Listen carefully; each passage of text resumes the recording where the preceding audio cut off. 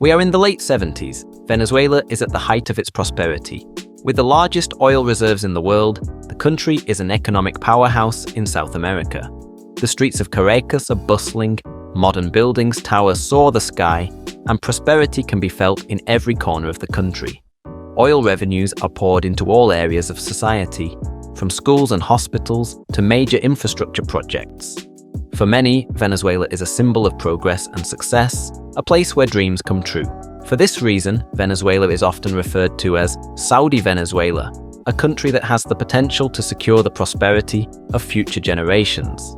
But the reality is different. In less than 3 decades, the once prosperous country has slipped into one of the worst humanitarian crises on the continent. More than 8 million Venezuelans have left the country during this time, and the inflation rate has at times exceeded 1 million%. For comparison, the inflation rate in the Weimar Republic was only 300,000% at its peak. So how could the country with the world's largest oil reserves sink so low? And why does there seem to be no way out? To understand the causes, we have to go back a century. In the 1920s, oil was discovered in Venezuela, and it quickly became clear that this would change the country's fate forever. Over the course of the 20th century, Venezuela rose to become one of the richest countries in the region thanks to oil. It invested heavily in public services, healthcare, and education.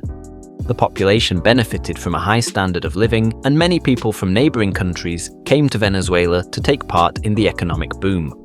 However, this prosperity was based almost exclusively on oil.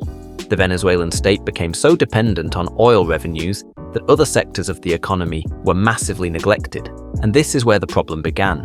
When the oil price was high, the system worked. But in the 1980s, the oil price began to fluctuate, and Venezuela's economy began to falter. This led to Venezuela accepting a bailout package from the IMF in 1989, which resulted in far-reaching austerity measures that were perceived as burdensome by the population and led to violent protests. The 1990s brought more difficulties. Venezuelan society became increasingly divided as wealth was not evenly distributed. Political instability increased and trust in government institutions declined. During this tense period, a man emerged on the scene who would fundamentally change the country: Hugo Chavez. Chavez became president in 1999 with the promise of fighting injustice in the country. He introduced the so-called Bolivarian Revolution, a radical political and economic program designed to distribute the country's wealth more fairly. To achieve this, Chavez nationalized many private companies, including the oil sector. The idea was to give the state more control over the resources, so that the revenues would directly benefit the population. At first, this strategy seemed to work. Chavez launched extensive social programs that reduced poverty and improved the education and health systems. Many Venezuelans passionately supported him and saw him as the savior of their country. However, the first cracks soon began to appear in the system. Nationalization led to a sharp decline in productivity in the country. Companies that used to be internationally competitive lost efficiency. At the same time, the government imposed strict price controls on food and other goods in order to reduce the cost of living. But the opposite happened. Producers could no longer make a profit, which led to significant shortages. Supermarket shelves remained empty, and the country had to import more and more food to meet demand.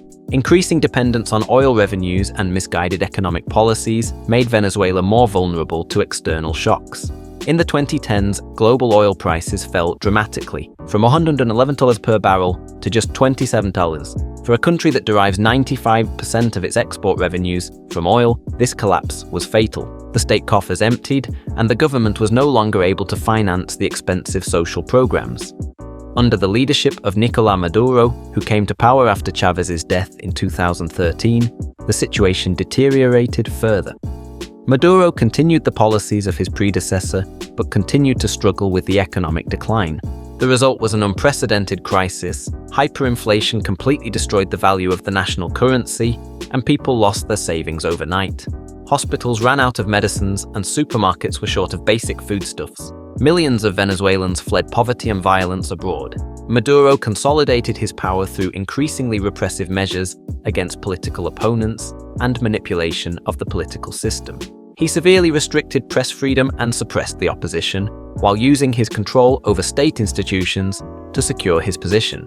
The 2018 elections, in which he was re-elected, were not free and fair, leading to international condemnation and a tightening of sanctions already imposed by the US, Europe, and other countries.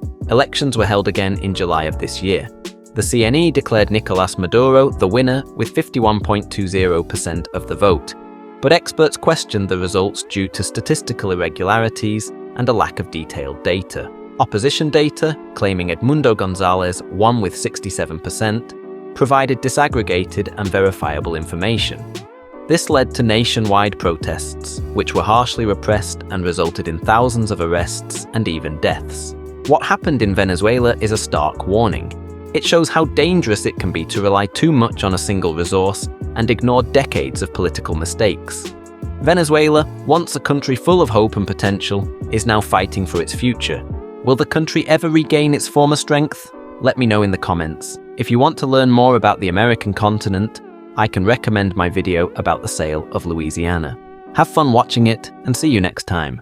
Ciao!